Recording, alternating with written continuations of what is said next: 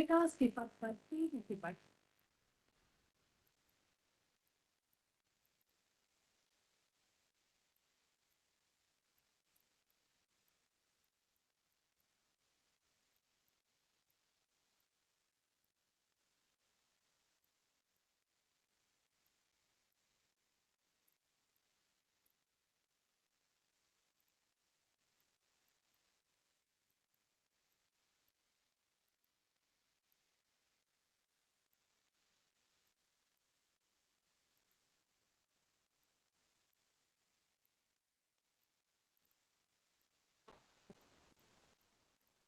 Welcome to the Indian Institute of Technology Indore, where dreams turn into reality and the excellence knows no bounds. On behalf of the Institute, my heartiest congratulations to you on your success in qualifying one of the toughest examinations in the country.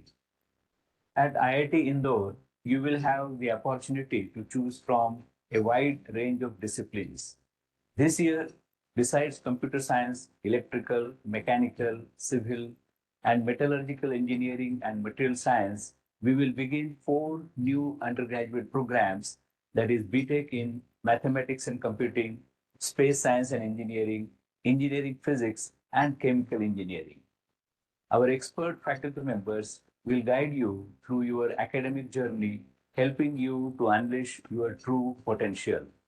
The learning at IIT Indore is not just confined to theory, but we emphasize a lot on holistic approach to the education. In the coming academic year, we will be introducing Makerspace Laboratory for the first year undergraduate students. We take immense pride in our students' placement. Last year, we welcomed over 100 companies to our campus. These include international placements that open doors to exciting global opportunities for our students. Our campus, equipped with modern sports facilities, provides an atmosphere conducive to learning and personal growth. My dear students, if you are seeking an institute that not only provides a world class education but also nurtures your passion and dreams, IIT Indore is the place for you. You will be part of a close knit community, fostering lifelong friendships and engaging in extracurricular activities that nurture your talents and interests.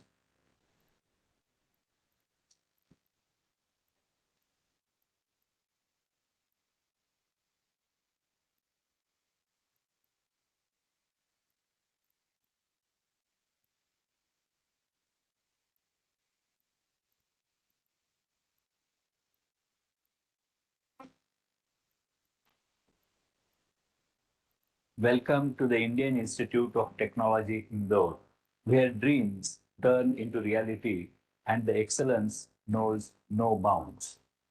On behalf of the Institute, my heartiest congratulations to you on your success in qualifying one of the toughest examinations in the country. At IIT Indore, you will have the opportunity to choose from a wide range of disciplines. This year, besides computer science, electrical, mechanical, civil, and metallurgical engineering and material science, we will begin four new undergraduate programs, that is BTech in mathematics and computing, space science and engineering, engineering physics, and chemical engineering. Our expert faculty members will guide you through your academic journey, helping you to unleash your true potential. The learning at IIT Indore is not just confined to theory, but we emphasize a lot on holistic approach to the education. In the coming academic year, we will be introducing Makerspace Laboratory for the first year undergraduate students. We take immense pride in our students' placement. Last year, we welcomed over 100 companies to our campus. These include international placements that open doors to exciting global opportunities for our students. Our campus, equipped with modern sports facilities, provides an atmosphere conducive to learning and personal growth. My dear students, if you are seeking an institute that not only provides a world class education but also nurtures your passion and dreams, IIT Indore is the place for you. You will be part of a close-knit community, fostering lifelong friendships and engaging in extracurricular activities that nurture your talents and interests.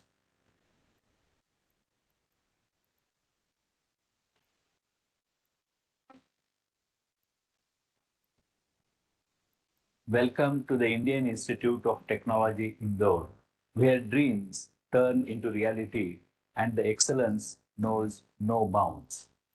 On behalf of the Institute, my heartiest congratulations to you on your success in qualifying one of the toughest examinations.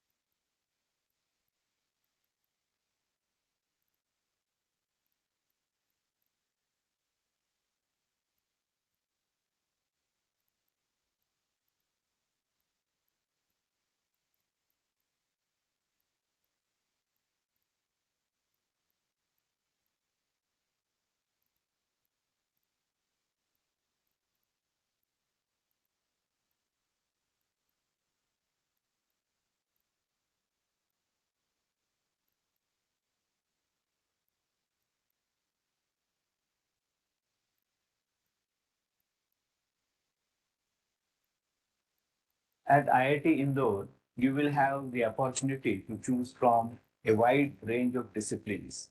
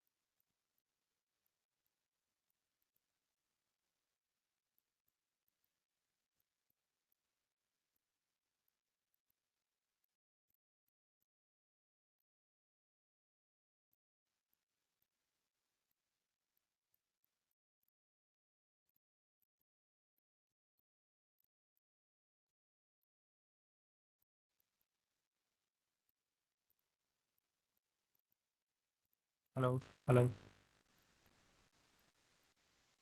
इस college के प्रांगण।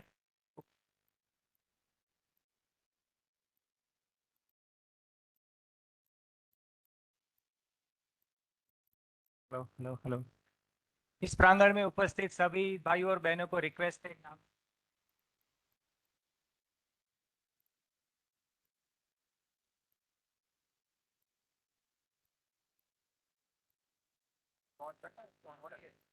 Hello. इस प्रांगण में उपस्थित पीछे जो खड़े हैं वो सब आगे आ जाइए। सब लोग यहाँ पे आके आगे बैठ जाइए। मंत्री साहब आएंगे तब हम सब यहाँ पे बैठ के रहेंगे। सिक्योरिटी व्यवस्था को हम सहकार देंगे। और जो गेस्ट है, डिग्नेटरीज है, डीन्स है, faculty members of IIT Indore, they are kindly requested to please take seat in front rows, first and second rows. All the guest dignitaries are requested to please take chair in first row. जो वहां पे पीछे lobby पे खड़े हैं, पीछे जो सब लोग आगे आके बैठ जाइए. Please ensure no one is standing when program is going on.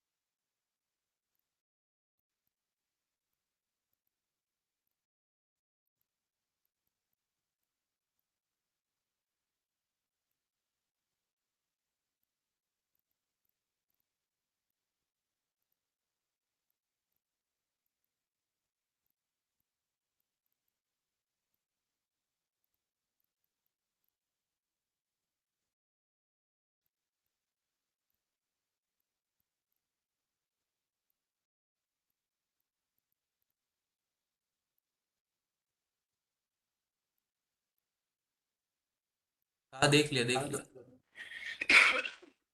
9 बजे सब लेट हो गया है।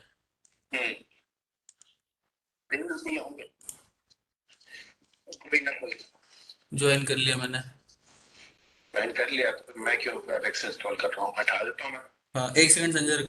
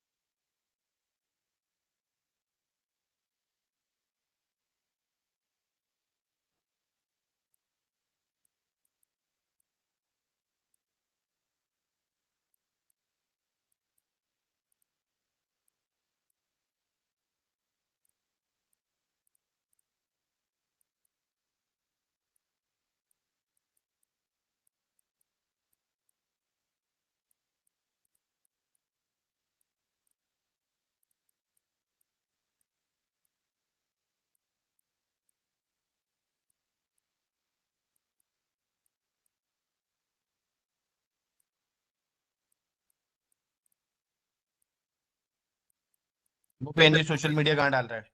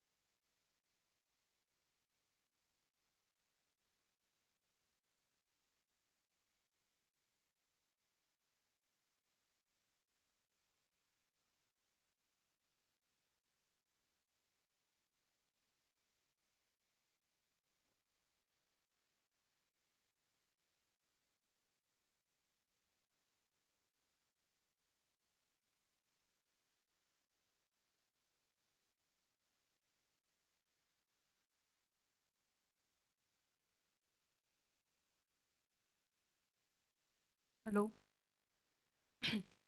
आप सभी से अनुरोध है, कृपया अपना स्थान ग्रहण करें।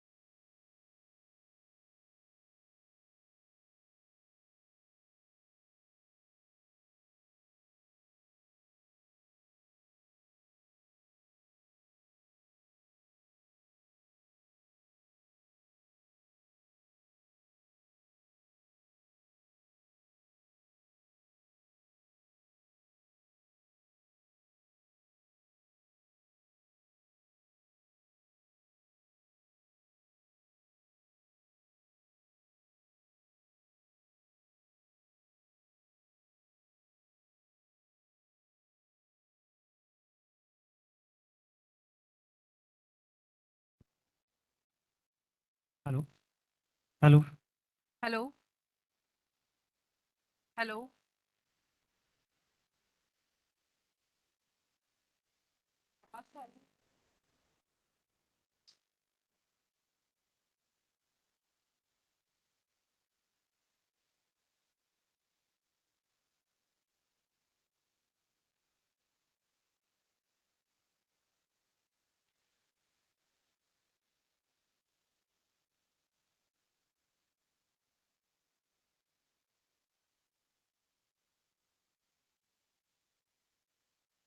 हेलो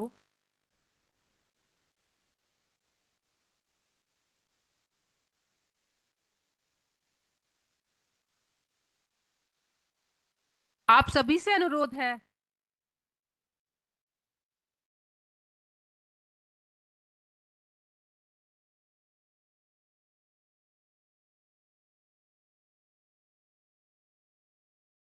आप सभी से अनुरोध है कि कृपया कार्यक्रम में उपस्थित रहें।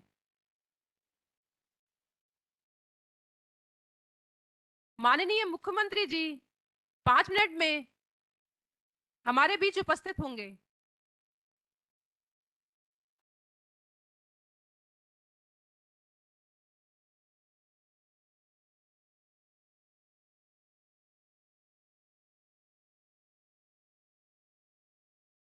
प्रांगण में उपस्थित सभी व्यक्तियों से अनुरोध है, कृपया अपना स्थान ग्रहण करें। माननीय मुख्यमंत्री जी 5 मिनट में हमारे बीच उपस्थित होंगे।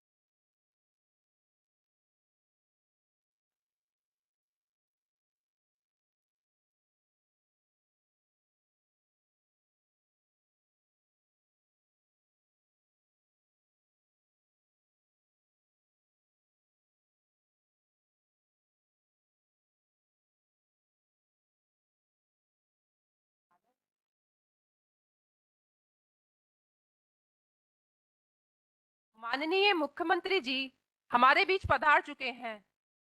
आप सभी से अनुरोध है, कृपया अपने स्थान पर बैठे रहिए। मुख्यमंत्री जी लैब के उद्घाटन के बाद मंच पर आसीन होंगे।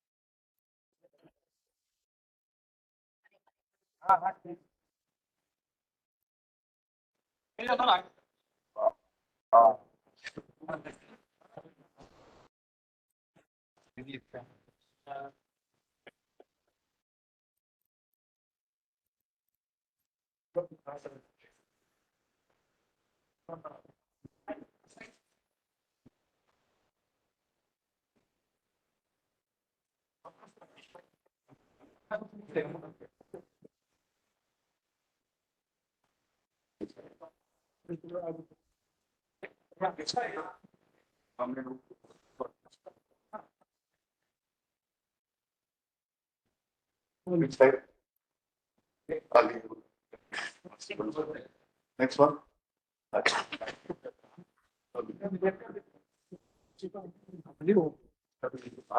Maharashtra. Next slide.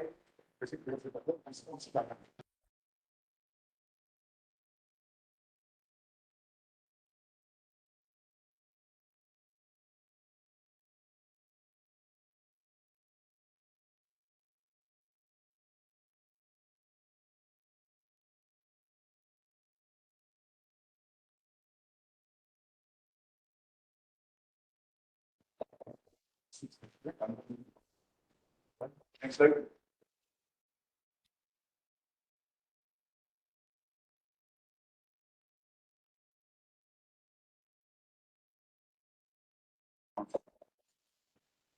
Next. ये हमारा टाइटल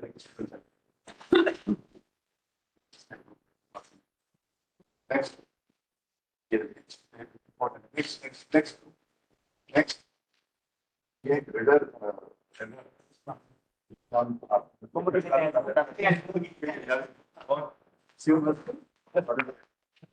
ये क्या है बेटा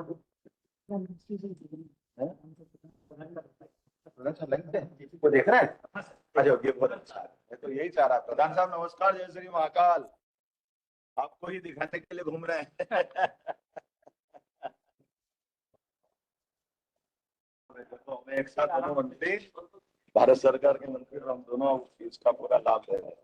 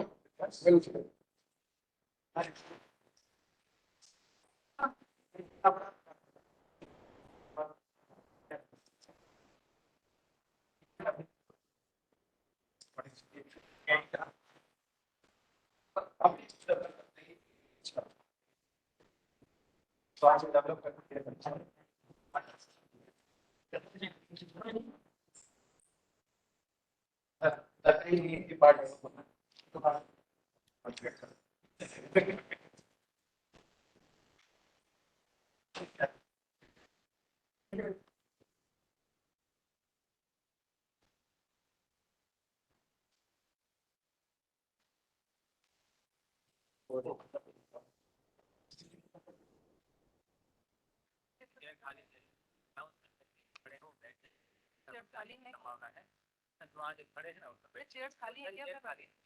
अभी और चेयर्स लेकर के आ रहा हूं। हाँ हाँ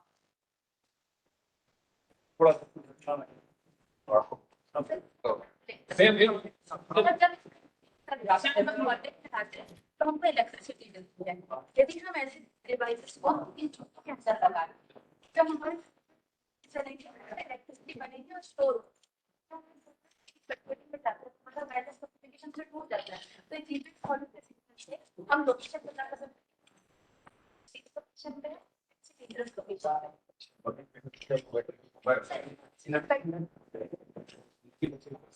CHF वगैरह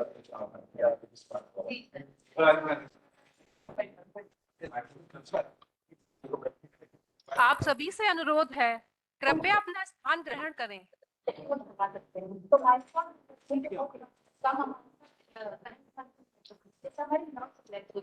तो जब वो रिलैक्स होती है तो उससे क्या नाम बेटा? दीक्षा ये आपका विषय है? हाँ हमारे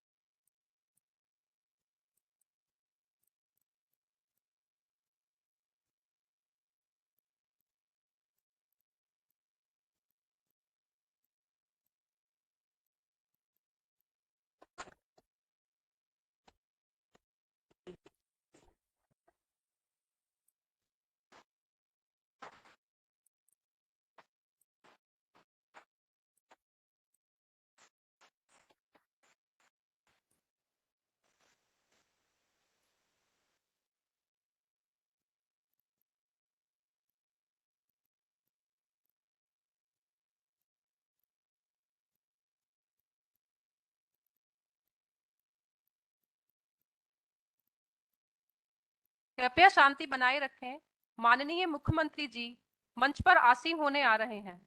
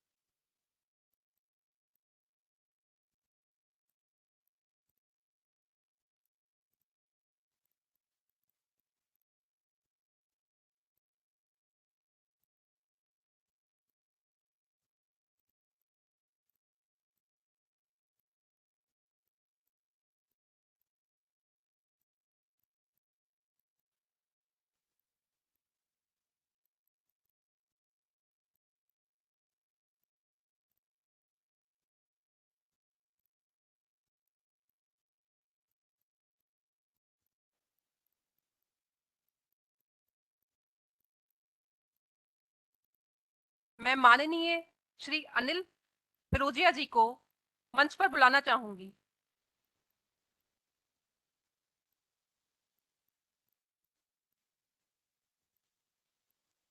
मैं माननीय श्री विवेक जोशी जी को मंच पर बुलाना चाहूंगी।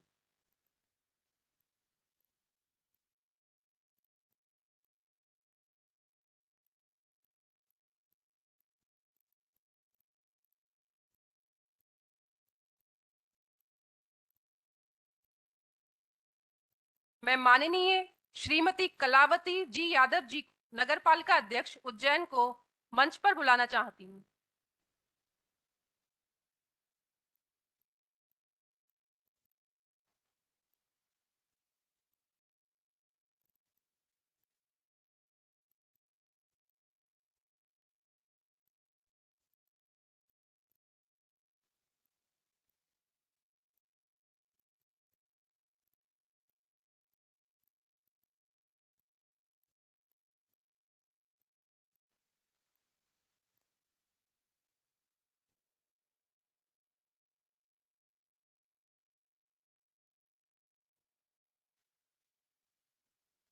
आप सभी से अनुरोध है, कृपया अपना स्थान ग्रहण करें एवं शांति बनाए रखें।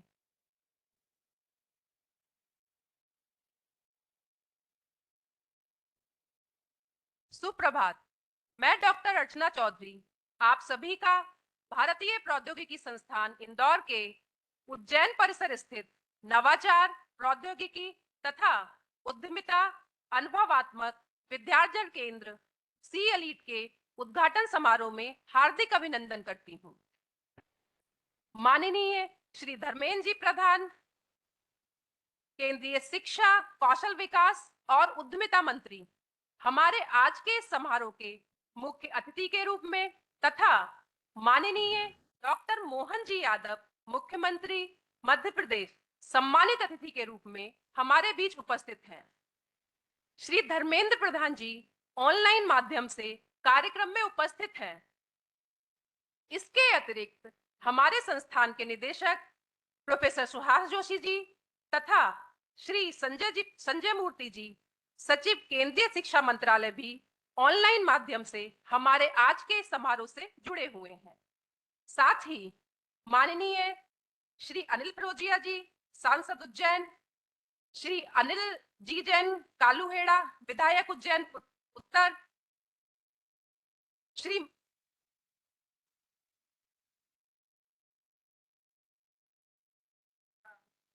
ठीक है सर। माननीय मैं भारतीय प्रौद्योगिकी संस्थान इंदौर की ओर से इस उद्घाटन समारोह में पधारने के लिए आप सभी का धन्यवाद करती हूँ। अब मैं मंच पर उपस्थित सभी गणमान्य व्यक्तियों को दीप प्रज्वलन के लिए सादर आमंत्रित करती हूँ।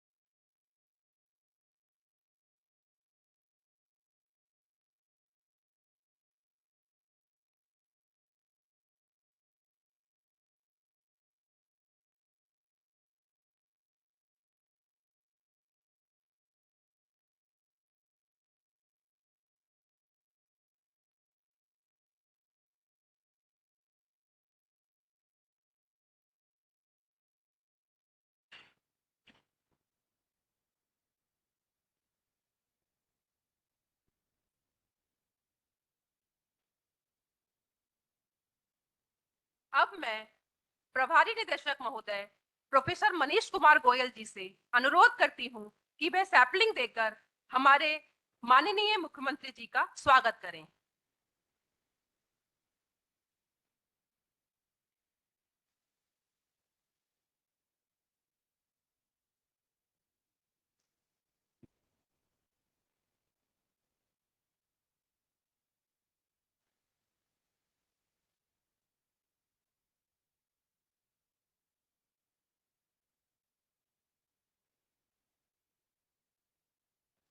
मैं संस्थान के कुल सचिव श्री एसपी होता जी से अनुरोध करती हूं कि वह सैपलिंग देकर हमारे अन्य अतिथियों का स्वागत करें।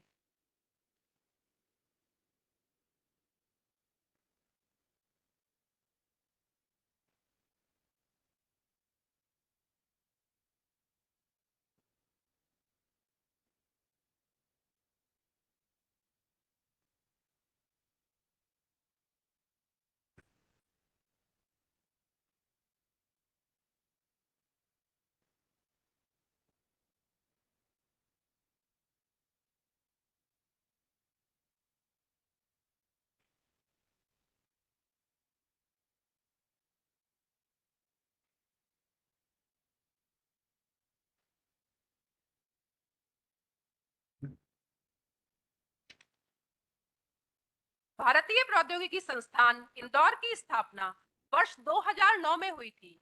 संस्थान ने वर्ष 2009-10 में भारतीय प्रौद्योगिकी संस्थान बॉम्बे के मार्गदर्शन में देवी अहिल्या के आईआईटी के एक अस्थायी परिसर से कार्य करना आरंभ कर हाल ही में अपने स्थायी परिसर में 17 फरवरी 2024 को अपने 15 गौरवमय वर्ष पूर्ण किए हैं। मैं ये कहते हुए अत्यंत गौरवान्वित हूँ कि अपनी स्थापना के साथ ही हमारा यह संस्थान गुणवत्तापूर्ण शिक्षा तथा अनुसंधान के क्षेत्र में प्रतिदिन नए आयाम स्थापित कर रहा है, जो कि हमारे संस्थान की गत वर्ष की 14वीं NIRF रैंकिंग से भी प्रतिलक्षित होता है। इसी श्रृंखला में आज एक कड़ी जोड़ते हुए हमने सी एलीट का उद्घाटन किया है, जिसका प्रमुख उद्देश्य छात्रों को भारत सरकार की राष्ट्रीय शिक्षा नीति 2020 के अनुसार संबंधित विषयों का प्रायोगिक ज्ञान उपलब्ध कराना है। सी एलीट हमारे संस्थान के उज्जैन में प्रस्तावित सैटेलाइट परियोजना का एक भाग है। हम सभी के लिए यह अत्यंत हर्ष का विषय है कि आज नारी दिवस तथा महाशिवरात्रि के पावन अवसर पर हमारे संस्थान के सैटेलाइट परिसर के सेलीट का उद्घाटन हुआ है।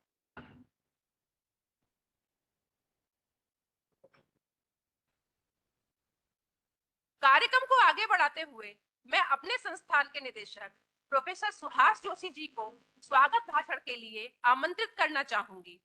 निदेशक महोदय शैक्षणिक भ्रमण पर हैं तथा ऑनलाइन माध्यम से हमारे साथ जुड़े हुए हैं। Okay. Good morning to all of you.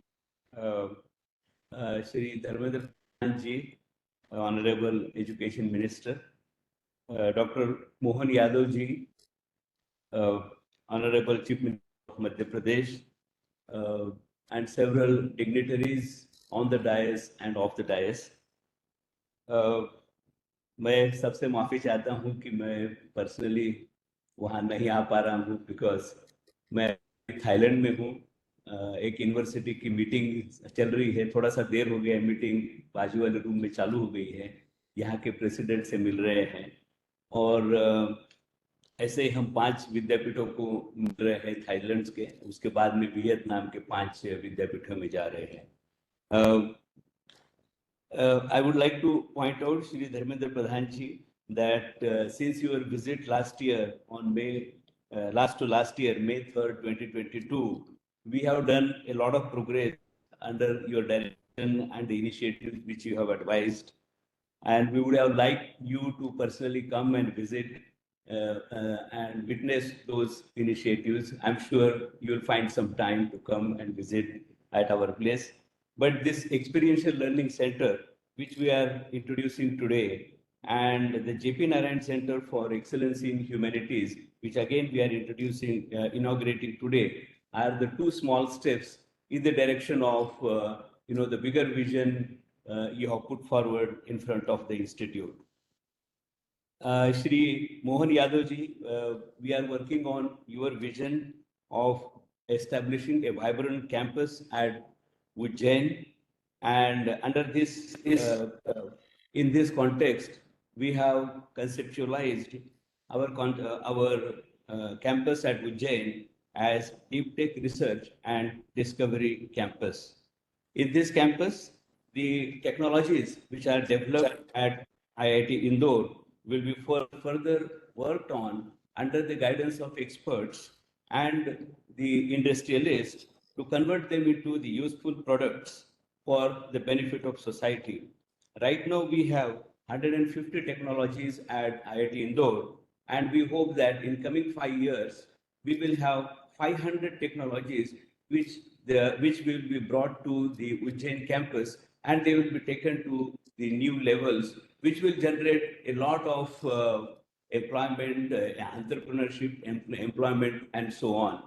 So, as per the suggestion of Shri Mohan Yadav ji, we have included AI in artificial intelligence in agriculture as one of the main domains of this center. While the Ujjain campus is being established and a lot of approval processes are going on, Shri Mohan Yadav ji has advised that we should start these activities at the Ujjain. And that is why we are establishing this experiential learning center on innovation, technology, and entrepreneurship. In short, it becomes ELITE. ELITE in English means a special. So this is a special center for experiential learning of the students, under which we will be establishing 3 laboratories. One is called Makerspace Laboratory, Astronomy and Astrophysics Laboratory, and Laser Engineering. So these laboratories initially provide knowledge and experimental understanding to the students of Ujjain College of Engineering, and then slowly they will expand and add few more students from other institutes also. And we also want to perform some R&D, small initial R&D activities in these laboratories to begin with, and slowly take them further to the bigger center of deep tech research and discovery as the time passes. In yet another initiative of the institute, and advised by Shri Dharmendra Pradhan ji, the Jayaprakash Narayan Center for Excellence in Humanities, which is a dream of the MOE, so that the effect of digitization on the human life, effect of digitization on the environment can be studied. At the same time, the past culture, past manuscripts, past inventions can also be digitized in this center. Presently, there are about 10 such projects which are going on in this center. I am grateful to both Shri Dharmendra Pradhan ji and Dr. Mohan Yadav ji for their guidance and support in this endeavor. Last but not the least, I would like to mention of our several initiatives which we have taken for Madhya Pradesh College of Engineering students. In one of its kind initiative, 50 meritorious students from government colleges of engineering in Madhya Pradesh are given admission to the final year in their final year to IIT Indore.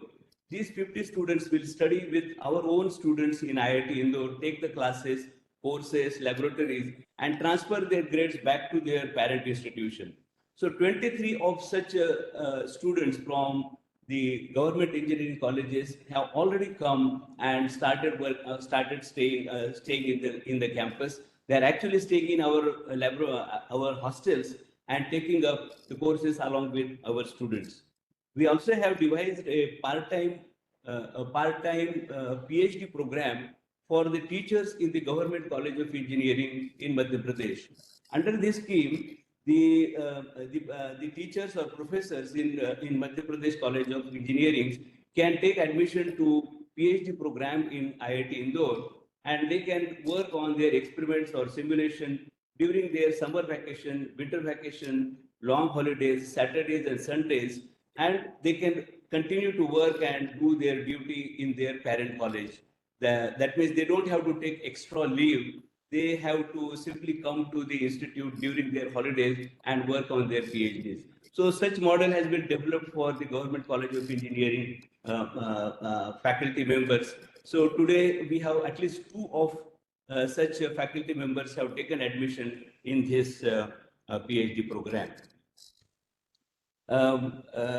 There are many things which I want to say, but the time is very small. So I would like to put on record my sincere thanks to both the dignitaries, Shri Dharmendra Pradhan ji and Dr. Mohan Yadav ji. Also, my sincere thanks to Shri Sanjay Murthy ji, Madam Soumya Gupta ji for their help in taking this initiative forward, along with the state secretaries, Shri Raghavendra Singh ji, Neeraj Singh ji, and of course Manu Srivastava ji, who is there on the dais. I'm also thankful to Shri Prashant Agrawal ji for his help in coordinating all the activities. I also thank the team of IIT Indore, which has worked tirelessly for establishing these laboratories at Indore in a very short time of 1 week last time, and then this time it is less than 24 hours. We have gathered again the program and we are taking it forward.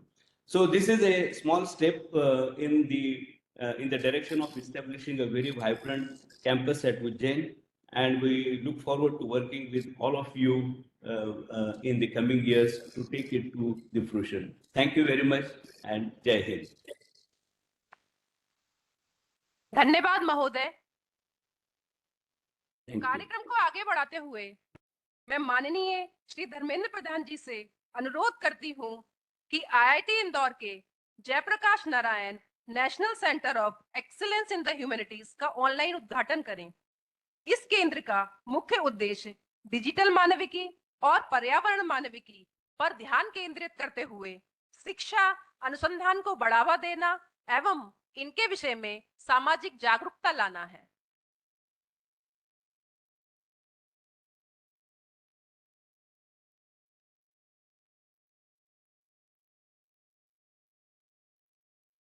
अब मैं professor Rajiv Dixit जी, coordinator Madhya Pradesh सरकार से अनुरोध करती हूं कि वह सी elite के विषय में अपने विचार साझा करें। मध्य प्रदेश शासन के यशस्वी और प्रतापी मुख्यमंत्री आदरणीय मोहन यादव जी, उज्जैन शहर के माननीय विधायक अनिल कालू खेड़ा जी और अन्य अतिथिगण, हमारे बीच ऑनलाइन जुड़े हुए भारत सरकार के शिक्षा मंत्री आदरणीय धर्मेंद्र प्रधान जी, मैं आप सभी लोगों को का स्वागत करता हूं इस अवसर पर। और थोड़ी सी पृष्ठभूमि में बहुत शॉर्ट में बताना चाहता हूं इस सेंटर की, इस सैटेलाइट कैंपस की। मुझको याद आता है 30 सितंबर 2021 एक कार्यक्रम था, यहीं पास में तारामंडल है उज्जैन का, वहां पे साइंस पार्क का उद्घाटन था। उस साइंस पार्क के उद्घाटन में दो बातें बहुत महत्वपूर्ण मैंने सुनी। एक, हमने हमारे विज्ञान भारती के राष्ट्रीय संगठन मंत्री जयंत सहस्त्रबुद्धे जी ने बोला था कि उज्जैन काल की गणना का एकमात्र केंद्र है, बहुत प्रमाणिक केंद्र है इस विश्व में।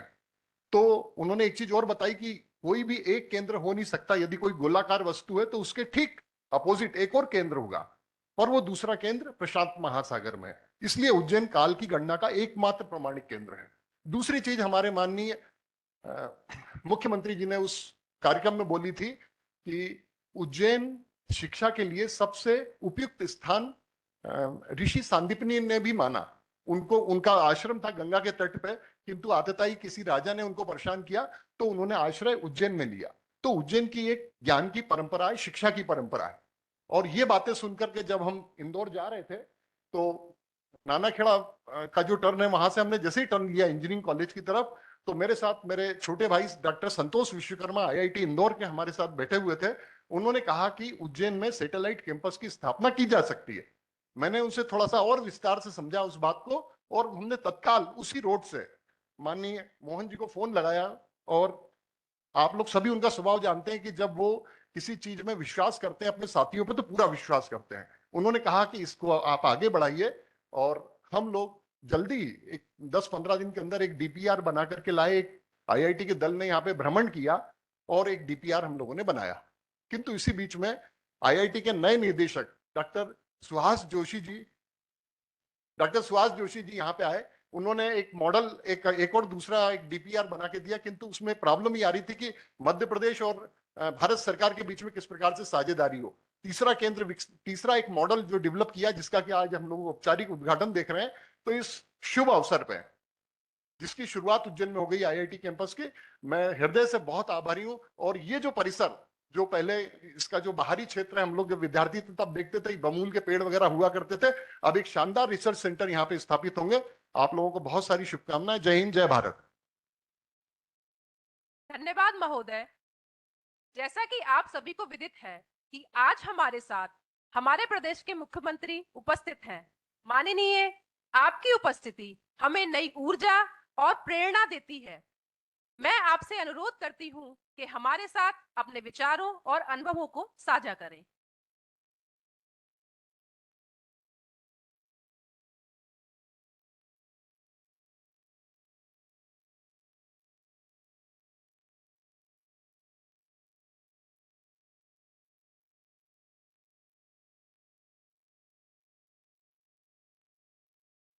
और महाकाल की नगरी और महाशिवरात्रि का पर्व, मेरे साथ सभी मिलके बोले जय श्री महाकाल। बोले महाकाल महाराज की। मैं आज के इस अवसर पर खास करके हमारे भारत सरकार के बहुत ही यशस्वी शिक्षा मंत्री, मेरे अभिन्न मित्र, सुयोग्य नेता और बहुत जवाबदार तरीके से अपने विभाग का संचालन कर रहे, और जिनका उज्जैन से उतना ही प्रेम है जितना मेरा भी उज्जैन से प्रेम है, ऐसे हमारे मंत्री माननीय धर्मेंद्र प्रधान जी के लिए जोरदार तालियां बजाकर अभिनंदन करें। हमारा अपना आज का इस कैंपस का शुभारंभ विक्रमोत्सव का एक हिस्सा है, और विक्रमोत्सव का हिस्सा होने के नाते से मैं एक और आनंद महसूस कर रहा हूं।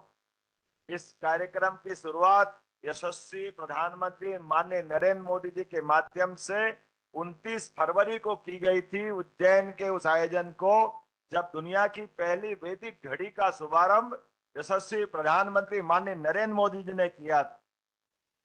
काल गणना का वो केंद्र जिसकी हजारों हजार साल से पहचान रही है। ऐसे में अभी हम ग्रीनविच से अपना स्टैंडर्ड टाइम लेते हैं, भारतीय स्टैंडर्ड टाइम की बात भी करते हैं, लेकिन वैदिक घड़ी का स्टैंडर्ड टाइम अभी ये रिसर्च की बात। लेकिन ऐसे मामलों को लेकर भी एक IITN कानपुर ने अपना एक ऐप बनाया और उसको दुनिया के सामने प्रस्तुत कर दिया। हमारे ग्रह, नक्षत्र, तारे सबकी गणना करने के लिए भारतीय दृष्टिकोण क्या हो सकता है, भारतीयता से कैसे सोचा जा सकता है, यह अद्भुत प्रयोग हुआ और आज हमने देखा कि वैदिक घड़ी बनकर के सबके बीच तैयार है। जोरदार अभिनंदन करें माननीय मोदी जी के उस शुभारंभ का। और अभी 4-6 दिन की बात है, मोदी जी ने शुरुआत की उज्जैन का वो मान बढ़ाने की, जिसके कारण से हजारों हजार साल से उज्जैन का अलग दुनिया में मान सम्मान पुराने समय था, लेकिन आधुनिक काल में वो मान सम्मान पुनर्स्थापित हो, मध्य प्रदेश का मान पुनर्स्थापित हो। और केवल मध्य प्रदेश का नहीं, दुनिया के 200 से ज्यादा देशों में हमारी वो ज्ञान की ध्वजा फिर लहराने लगे। इसलिए ये बड़ा निर्णय किया गया था। मुझे इस बात की प्रसन्नता है, आज उसका अगला पड़ाव आया है। उज्जैन में खगोल विज्ञान की दृष्टि से एक बड़ा कदम उठाया माननीय धर्मेंद्र प्रधान जी के मौजूदगी में। जोरदार अभिनंदन माननीय धर्मेंद्र जी का इस नाते से भी। मंच पर विराजमान मेरे साथ माननीय धर्मेंद्र जी के अतिरिक्त हमारे अपने वरिष्ठ नेता, उज्जैन उत्तर के विधायक माननीय अनिल जैन कालू हेड़ा जी, महापौर मुकेश टटवाल जी, SES हमारे मनु श्रीवास्तव जी। इस अवसर पर हमारे अपने IIT के सभी अधिकारीगण, जोरदार अभिनंदन करें इस कॉलेज के प्राचार्य सहित, और आप सब आगंतुक अतिथिगण, पत्रकार साथियों, प्यारे मित्रों, प्राध्यापक बंधुओं। मैं खास करके जैसे शिवरात्रि की मैंने बात कही है, यह अलग बात है कि काल के प्रवाह में हमारे अपने ऐसे कई रहस्यों का समय के साथ उद्घाटित होते जा रहा है और दुनिया उसको मानती जा रही है। हमारी संस्कृति में ऐसा माना जाता है कि सदैव नित्य नूतन नवीन जो होता है उसमें सबका हमारा अपना मन और अपनी संस्कृति उसको पुष्पित पल्लवित करती है, उसको प्रोत्साहन देती। और काल के प्रवाह में हम तो इतना आगे सोचने वाले हैं, जिनको मानना हो माने, जिनको न मानना न माने, लेकिन काल के प्रभाव में ब्रह्म वैवर्त पुराण के अनुसार ऐसा माना जाता है कि सृष्टि का आज जो है वो अंततः कोई न कोई दिन इसका समापन होगा, प्रलय होगा। तो जब प्रलय होगा तो फिर उद्भव भी होगा, और प्रलय और उद्भव के बीच में हर एक काल गणना का समय उसका नियत है, वो समय कभी कम ज्यादा नहीं हो सकता। ऐसे में समय के साथ जब प्रलय होगा और प्रलय में ये सब कुछ नष्ट होगा, जब नष्ट होगा तो फिर उद्भव होगा। आध्यात्म की दृष्टि से माना जाता है कि जब ये सब कुछ नष्ट होगा तो ऐसा माना जाता है कि वो हमारा वो दिन होगा जिसमें ब्रह्मांड की समाप्ति के साथ ब्रह्मा जी की नींद लगेगी, वो आराम करेंगे, वो रात्रि विश्राम करेंगे। लेकिन वो रात्रि विश्राम कब तक होगा, कितने समय के लिए होगा?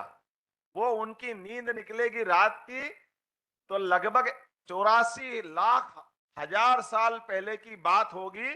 उसके बाद एक दिन ब्रह्मा की आंख का खुलेगा तो दोबारा हमारी दिन की शुरुआत होगी। ब्रह्मा को जगाने का अगर कोई काम करेंगे वो महाकाल करेंगे। बाबा महाकाल की नगरी से वो चेतना आती है इस सृष्टि में, ऐसा माना जाता, क्योंकि शिव ही सृष्टि के हमारे प्रदाता भी है और संहारक भी है, ऐसा माना जाता है। और ऐसे में आज का दिन शिवरात्रि का दो तरह से माना जाता है। कुछ लोग आज के दिन भगवान शिव के प्राकट्य का दिन भी मानते हैं। दुनिया में निराकार इस सृष्टि जगत में एक अद्वितीय चेतना, कोई चरचराचर अजर अमर एक चेतना है, जिस चेतना से संपूर्ण सृष्टि का संचालन होता है। और उस संचालन करने वाली ताकत को ढूंढने के लिए आधुनिक विज्ञान अपने ढंग से लगता है। वो आज कुछ पाता है, कल वो लगता है कि बस यही हो गया, उससे आगे भी फिर कुछ और मिलता है, फिर वो लगता है कि यही सब हो गया, उससे आगे भी कुछ होता है। जैसे गैलीलियो ने कहा कि परिक्रमा कौन लगाता, सूर्य या पृथ्वी। उसके बाद के भी न्यूटन से लेकर के सभी के अलग अलग सिद्धांत, अलग अलग तरह के बात करने वाले लोग आए। अब न्यूटन का थर्ड लॉ हमको सबको मालूम है, क्रिया की बराबर लेकिन विपरीत प्रतिक्रिया होती है। कोई उसको स्थायी मान ले, लेकिन न्यूटन का थर्ड लॉ भी अब प्रश्न चिन्ह के घेरे में आ गया है, वो भी पर्याप्त नहीं है, उससे आगे भी कुछ हो रहा है। ब्लैक होल में क्या होता होगा, दुनिया अभी कहां तक जाएगी कुछ कह नहीं सकते। जो आज हो रहा है वो कल कुछ होगा, कल होगा, परसों कुछ होगा। इसलिए हमारी संस्कृति तो इतनी जीवंत है कि हमने अपने यहाँ तो छोड़ो, अपने देवी देवताओं का भी हमने केवल जयंती मनाने का निर्णय किया है। शरीर का निर्माण तो सबका होता, शरीर सबके छूटते हैं, हम केवल जन्म जयंती मना करके आनंद मनाते। भगवान राम हो, भगवान कृष्ण हो, सबकी जन्माष्टमी मना के आनंद लेते हैं। हमारे जीवन में अपने घर के अंदर तो जो शरीर छोड़ दे उसका चित्र भी उस अवस्था का रखना निषिद्ध माना गया है, भले वो कितना आत्मी क्यों ना हो। शरीर गया तो हम उसका विसर्जन अपनी तैरवी करके खत्म कर लेते, ये हमारी शरीर की विशेषता है। यद्यपि हम सब जानते हैं हमारा आत्मीय और किस प्रकार का लगाव हो सकता है। काल के प्रवाह में जो हम कहते हैं वो हमारी शिक्षा में भी आना चाहिए और यह निरंतर खोज का विषय होना चाहिए। मुझे इस बात की प्रसन्नता है, खगोल की दृष्टि से, उज्जैन साइंस की दृष्टि से हजारों हजार साल से इसकी महत्ता है। लेकिन काल की नगरी हमारे यहाँ चूंकि धार्मिक भाव ज्यादा हो जाता है, वो पुट ज्यादा हो जाता है, तो काल की नगरी महाकाल की नगरी, और महाकाल की नगरी तो महादेव की नगरी, और महादेव की नगरी से वो एक धारा निकालना बाकी थी जो विज्ञान की तरफ ले जाती है। ये विज्ञान की शुरुआत हुई है। मुझे इस बात की प्रसन्नता कि यह विज्ञान की नगरी के नाते से दुनिया में स्थापित होना चाहिए। और जैसे मैंने कहा कि महाकाल के अनन्य भक्त हमारे धर्मेंद्र प्रधान जी, और इस अवसर पर मेरे मित्र संतोष जी यहाँ बैठे हैं, IITN यहाँ राजू दीक्षित जी बैठे हैं। हम सब लोगों ने प्रयास किया, पीछे यहाँ साइंस पार्क भी बना था, यहाँ अपना ऑब्जर्वेटरी भी बनाई साइंस टेक्नोलॉजी डिपार्टमेंट के माध्यम से। सरकार तो आएगी और जाएगी, सरकार को कई काम करना चाहिए, लेकिन सरकार आज की व्यवस्था जनता की, आम जनता की सुख सुविधाओं की व्यवस्था करे वो अपनी जगह है, वो हमको करना ही चाहिए। लेकिन जिस संस्कृति के संवाहक हम लोग हैं वो खोजपूर्ण संस्कृति है, और खोजपूर्ण संस्कृति होने के नाते से हजारों साल से हमारे यहाँ नित्य नूतन रिसर्च को प्रोत्साहन दिया जाता है। इसलिए रिसर्च में भी, रिसर्च का एक तरह से वो कैसे संबंध जुड़ेगा मैं नहीं जानता हूं, लेकिन हमारे यहाँ ऋषि मुनियों की परंपरा है, और ऋषि मुनियों की परंपरा में मुनि तो अपने आप में वो अपना पूरा जीवन एक तरह से ब्रह्मचर्य को धारण करके व्यक्तिगत साधना में लगाते हैं। लेकिन ये जो वैज्ञानिक परंपरा है ये हमारे यहाँ ऋषि परंपरा के नाम से जाना जाता है। वैज्ञानिक यानी ऋषि, ऋषि मतलब रिसर्च करते हुए दुनिया के अंदर जो सुव्यवस्था स्थापित हो जाए और उनके अंदर जो बेहतर से बेहतर हो सकता है, ये एक तरह से वैज्ञानिकता से जोड़ने वाला एक मार्ग है। इसीलिए जब भी हमारी संस्कृति पे आक्रमण हुए, आज नहीं हजारों हजार साल से, तो वो आम जनता को कोई आक्रमणकारी मारने नहीं आए, वो मारने आए हमारे ऋषि मुनियों को। उनने कहा अगर भारत को कब्जा करना, भारत का अगर खत्म करना, भारत की भारतीयता मिटाना है तो आदिकाल से हमारे ऋषि मुनियों पे अटैक किया है। वो आज के काल से और पुराने काल से हम देख सकते हैं, लेकिन बदलते दौर का भारत है, यशस्वी प्रधानमंत्री के नेतृत्व में अब हमारा अपना उज्जैन सहित पूरी दुनिया में भारतीय संस्कृति की परचम नगर लहरा रहा है। तो ये इसी प्रकार के नवाचारों के लिए जाना जाएगा और काल के प्रवाह में दुनिया यहाँ आकर के शिक्षा ग्रहण करेगी, हमारी अच्छाई दुनिया सीखेगी, वसुदेव कुटुंबकम की भावना को लेके चलेंगे। आज ये इतना बड़ा काम हुआ, हमारी कैबिनेट तो बाकी है, लेकिन धर्मेंद्र जी ने कहा कि सुबह से शीघ्रम करना है तो देर क्या करना। हमने कहा कि आप अपना ये आईआईटी का अपना एक deep tech research centre Ujjain में खुलना चाहिए। तो उन्होंने कहा जरूर खुलेगा, लेकिन खुलने के पहले वो 2-3 साल निर्माण में लगेंगे। 275 करोड़ की हमको मंजूरी देना है, 275 करोड़ की भारत सरकार ने दी, लेकिन उससे पहले अपने पैसे से ये 3 लेबोरेटरी की शुरुआत करा दी हमारे यहाँ से, ताकि जो काम करना वो दिखना चाहिए।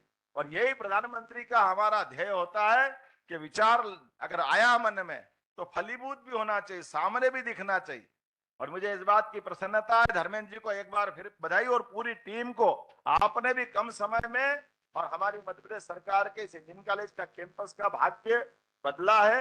आपने कहा कि हम अपने 50 विद्यार्थियों को आईआईटी के माध्यम से आप उनका शिक्षा दीक्षा आईआईटी इंदौर में करा रहे हैं।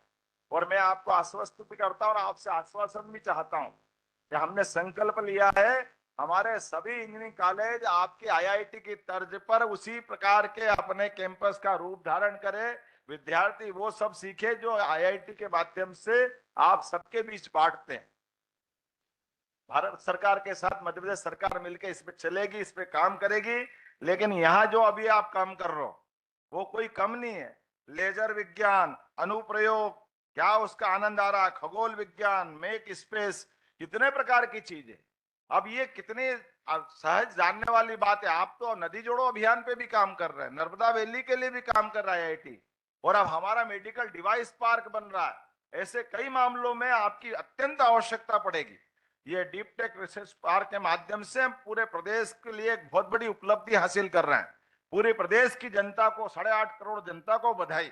ये जो प्रयोग हो रहा है इसके माध्यम से भविष्य में एक नया दरवाजा साइंस के माध्यम से आधुनिक समय में खुला है। और मैं अपनी ओर से पुनः एक बार सबको बधाई देता हूं। खास करके इस सरकारी इंजीनियरिंग कॉलेज के अंदर हमारे बच्चों को भी लाभ मिलेगा, प्राध्यापकों को भी लाभ मिलेगा, और हम और आप जब बढ़ेंगे तो ये तो शुरुआत हुई है, इसका अंत तो क्या होगा, कहाँ होगा, कोई नहीं जानता। निश्चित रूप से बहुत आगे तक जाएंगे, ये पूरा लाभ उठाएंगे। बहुत बहुत धन्यवाद। भारत माता की जय। धन्यवाद महोदय।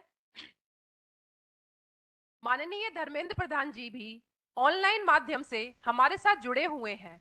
महोदय अपनी व्यस्त दिनचर्या में से समय निकालकर हमारे साथ जुड़ने के लिए कोटि कोटि धन्यवाद। अब मैं आपसे अनुरोध करती हूँ कि अपने अमूल्य विचार हमारे साथ साझा करके हमें अनुग्रहित करें। नमस्कार। महाप्रभु शिव भगवान की आज महाशिवरात्रि है। आज की इस पवित्र दिवस पे इंदौर आईआईटी की उज्जैन स्थित engineering college, government engineering college campus में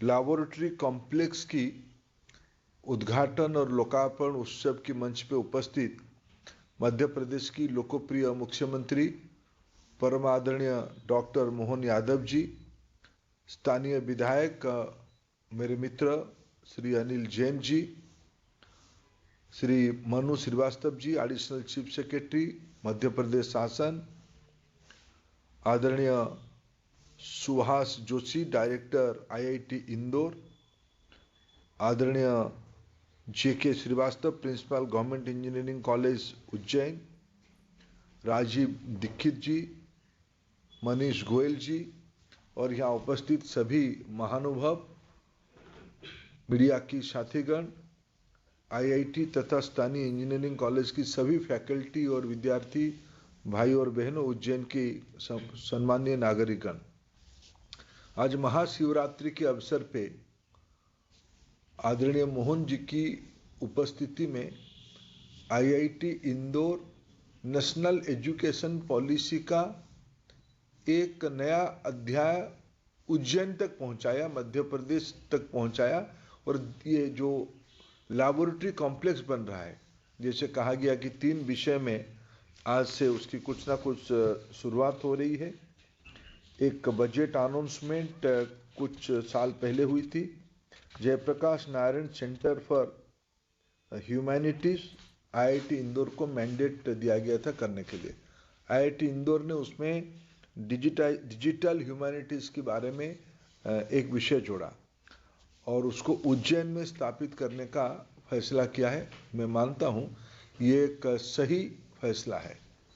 उसके अलावा आज एक centre for experiential learning of innovation and technical education, ये सी एलिट करके जो संस्था की जो लैबोरेटरी की लोकार्पित किया जा रहा है, ये एक महत्वपूर्ण कदम होगा 21वीं सदी की विद्यार्थियों के अंदर एक नवाचार की विषय को आगे लेने के लिए। और अंत में जो सबसे महत्वपूर्ण विषय आने वाले दिनों में इस परिसर में होने वाला है, जिसके बारे में आदरणीय मुख्यमंत्री जी ने अपने मनोगत में प्रकाश कर रहे थे, उज्जैन की विशेषता, शिव भगवान की विशेषता और जो हम सभी की जिंदगी में समय के अपने आप एक वैज्ञानिक महत्व है। चलता है तो समय के हिसाब से, टाइम के हिसाब से, उसको काल गणना को ही हम मानते हैं। काल की अपना एक गति है। ये सारे का कहीं ना कहीं तो एक वैज्ञानिक प्रमाण ढूंढोगे तो उसके एक उत्पत्ति स्थल है।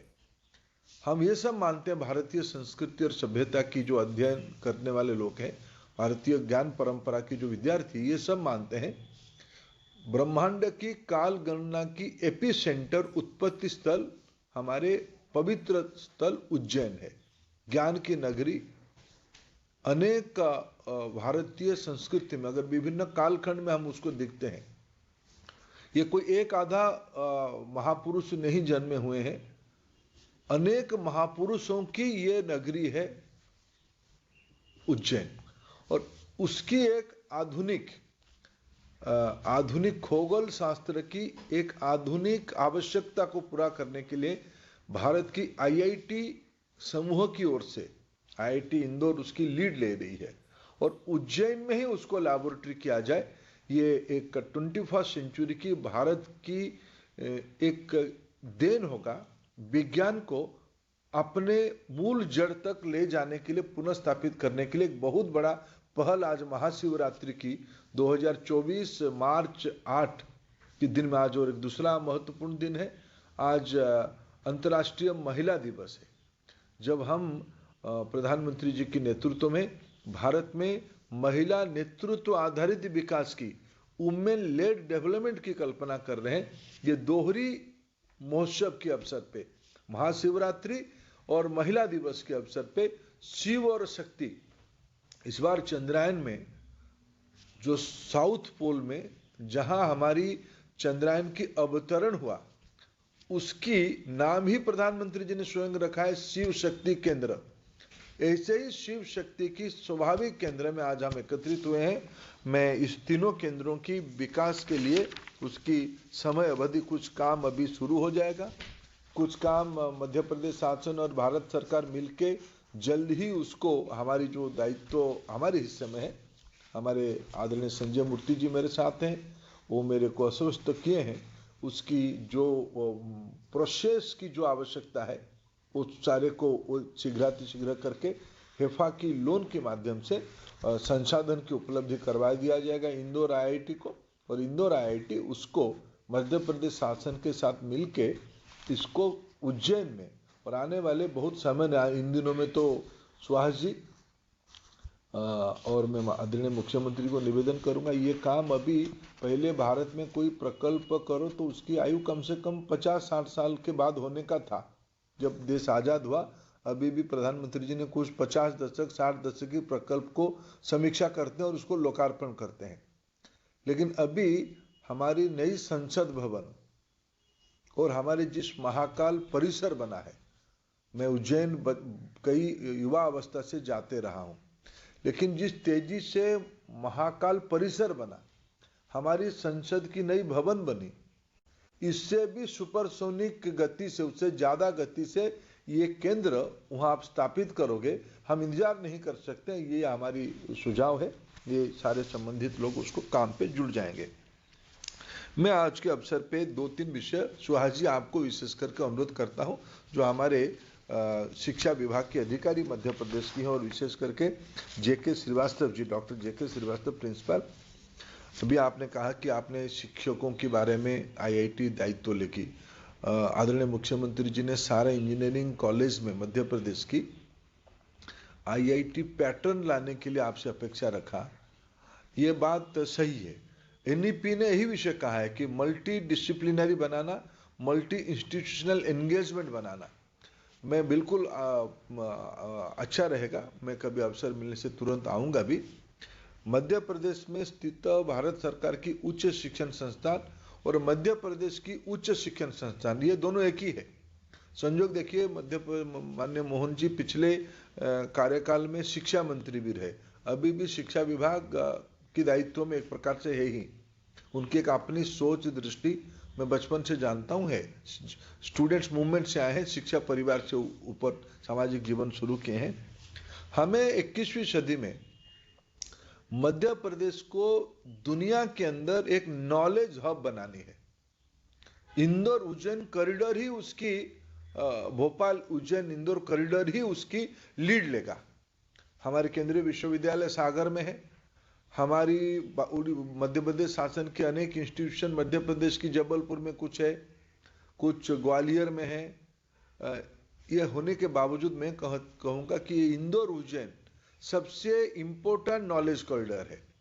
इसी की गुणवत्ता के आधार पर हमारे देश की दो, एक बहुत बड़े आध्यात्मिक केंद्र है और एक बहुत बड़ा व्यवसायिक केंद्र है इंदौर। इन दोनों की कॉरिडोर में मिला के एक नया इंडिया मॉडल, भारतीय ज्ञान परंपरा आधारित मॉडल बनानी है। इसकी एक फ्यूचरिस्टिक रोड मैप आने वाले 3 महीने में सुहास जी आईआईटी इंदौर के नेतृत्व में बननी चाहिए।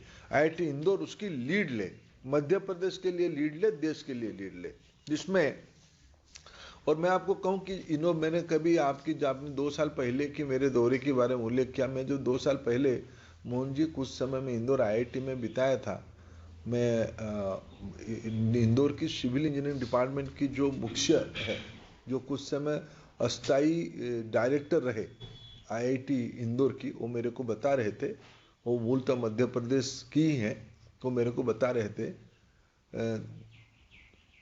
पिछले 2-3 सदियों के पहले आज की जो मध्य भारत इलाका है, मध्य भारत इलाका के जितने जलाशय बना है, बावड़ी बनी है, तालाब बने हैं, इसकी जो कैपेसिटी है, और पिछले 100 सालों की, यानी 3-4 दशकों की भारत की उस भौगोलिक इलाका में जितना रेनफॉल है, जितना नैसर्गिक प्राकृतिक रेनफॉल है, और वहां की इलाका की नदी के अलावा पानी को रखने के लिए जो व्यवस्था 300-400 साल पहले बनाई गई है, वो आज भी एग्जैक्टली जैसे डोंगला में एग्जैक्टली कोई भी जाके काल गणना की केंद्र तक पहुंचता है, ऐसे ही 300-400 साल पहले मध्य प्रदेश की इस, मध्य भारत की इस व्यवस्था इलाका ने यहाँ की एवरेज रेनफॉल को कैलकुलेट करते हुए साल भर की पानी रखने की व्यवस्था किया था। उतने साइज की तालाब बने। यह मैं सुहास जी इसीलिए उल्लेख कर रहा हूं, इट इम्प्लाइज, ये प्रमाणित करता है कि मध्य भारत की इस इलाका में इनोवेशन समाज में बसा है, यहाँ की डीएनए में है, अंडरस्टैंडिंग डीएनए में है।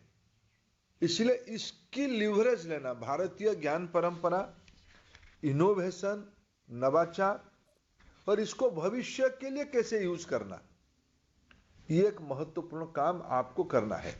मैं आपको आदर के साथ एक अनुरोध करूंगा। देखिए, हम लोगों की एक धारणा है, हम नवाचार को, इनोवेशन को, डिजिटाइजेशन को, नई दुनिया को जोड़ने के लिए हमें एक सीढ़ी चाहिए। हमारे मन में एक भ्रम है, उस सीढ़ी की नाम है इंग्लिश।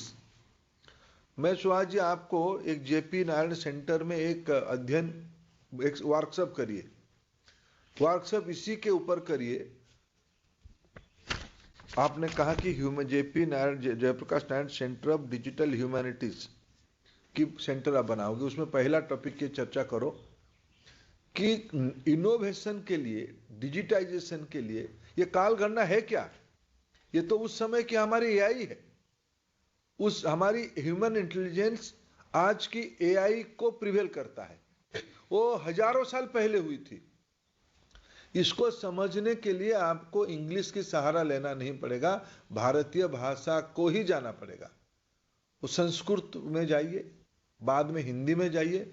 जब तक विज्ञान, ये सुहास जी के नाम लेके मैं आपको बार बार कह रहा हूं, यहाँ बाकी जो इंजीनियरिंग और साइंस की जो प्राध्यापक बैठे हैं, मैकॉले ने हमारे रीढ़ तोड़ने के लिए हमारी भारतीय भाषाओं को दबा के अंग्रेजी की महत्व बढ़ाया। इसके अर्थ नहीं कि मैं ये नहीं कहूंगा आज हम इंग्लिश को छोड़ देंगे, हम इंग्लिश भी पढ़ेंगे, लेकिन क्रिटिकल थिंकिंग के लिए, मौलिक चिंतन के लिए जब तक हम अपने मूल भाषा में इसको नहीं समझेंगे, नहीं पढ़ेंगे, वर्णन नहीं करेंगे, हम खुद को परिप्रकाशित नहीं कर पाएंगे, खुद को एक्सप्रेस नहीं कर पाएंगे। इसीलिए मैं इंग्लिश की खिलाफ ना जाते हुए क्रिटिकल मास हमारा नवाचार को भारतीय भाषा में ही समझे। क्योंकि ये जो प्रमाणित हुई है ना, जो काल गणना जब हमने शुरू किया इस भूमि में, तब इंग्लिश थोड़ी ना हमारे पास था, तब तो हमारी भाषा था। महर्षि संदीपनी वेद विद्यापीठ उज्जैन में स्थापित हुई है। वेद तो कोई विदेशी भाषा में नहीं लिखी गई थी, वेद तो लिखी गई थी संस्कृत भाषा में। और इस भाषा की ताकत देखिए, आज भी वेद बाद में प्रारूप भाष्य से आकार लिया है, लेकिन मूल तो वेद एक विचार रहा। विचार के समय में गुरु बोलते थे, शिष्य उसको आत्मसात करके और एक पीढ़ी को ले जाते थे। यह हमारी परंपरा रहा है। हमारे ज्ञान में कितना गहराई था, कितनी जड़ से जुड़ी हुई थी कि लोक परंपरा में भी वो सदियों से, हजारों साल से आगे बढ़ते गया।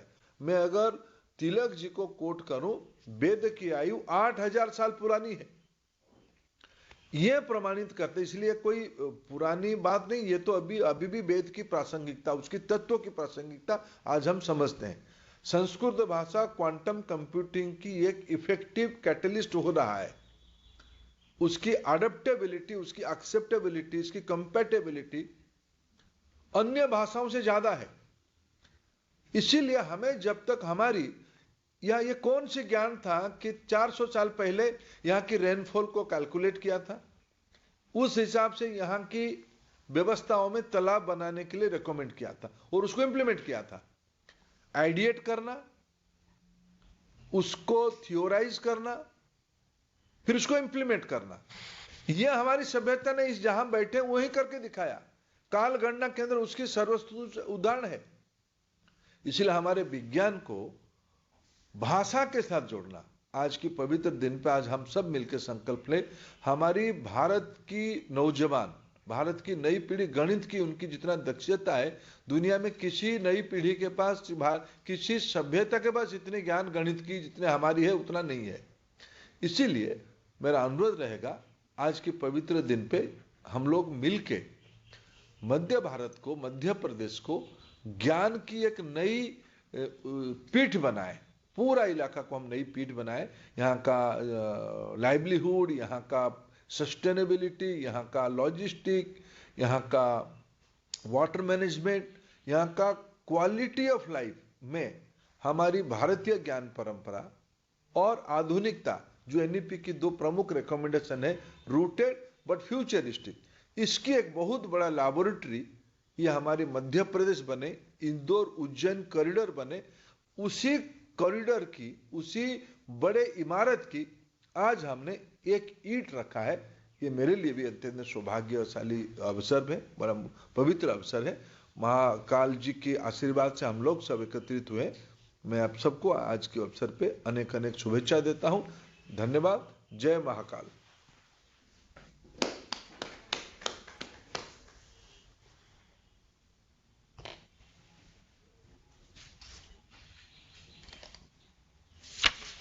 वह हमारे मुख्य अतिथि को संस्थान की ओर से स्मृति चिन्ह भेंट करें।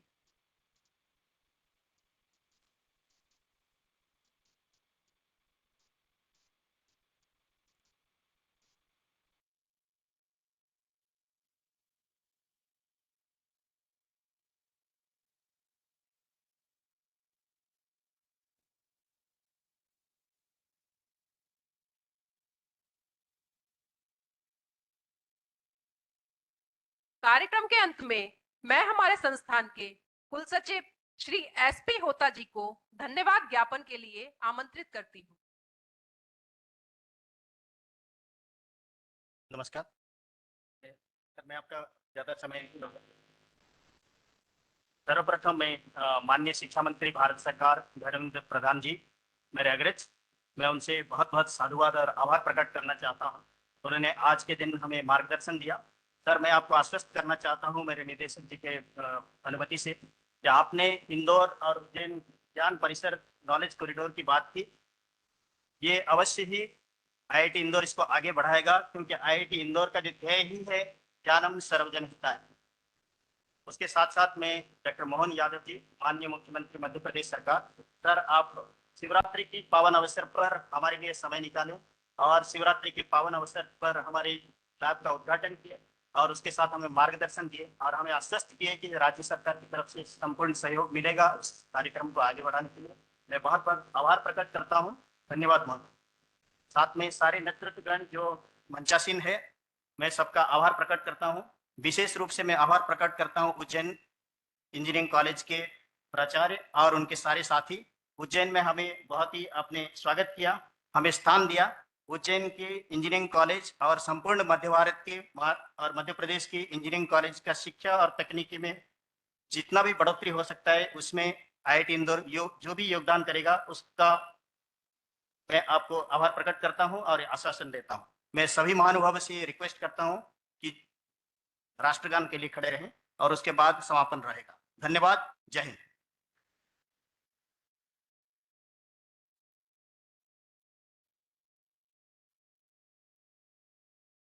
जनगण मन अधिनायक जय है, भारत भाग्य विधाता। पंजाब सिंध गुजरात मराठा, द्राविड़ उत्कल बंगा। विंध्य हिमाचल यमुना गंगा, उच्छ्वल जलत तरंगा। तब शुभ नामे के तब शुभ आशीष मांगे, गाए तब जय गाथा। जनगण मंगलदायक जय है, भारत भाग्य विधाता। जय है जय है जय है जय जय जय जय है। भारत माता की, भारत माता की, भारत माता की।